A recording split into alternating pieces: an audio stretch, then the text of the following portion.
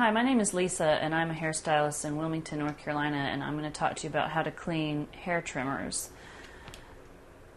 You want to take a Phillips head screwdriver and start loosening these screws that are holding this metal guard in place, being sure you keep track of where they are and where they go.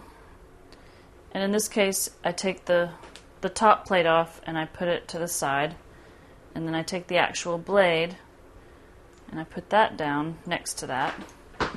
And then in this case I'm taking a little brush. You could use compressed air or your blow dryer and just get as much of that hair as you can out. And then I'm going to spray a little spray disinfectant on my clipper, the inside, and then clean this little guy. And there's different kinds of solvents that you can use if you decide to do something like that. And at this point you can replace this blade and then sort of put everything back the way you found it.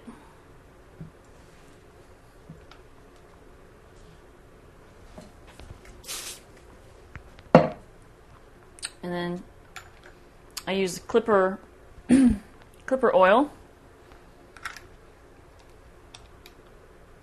and then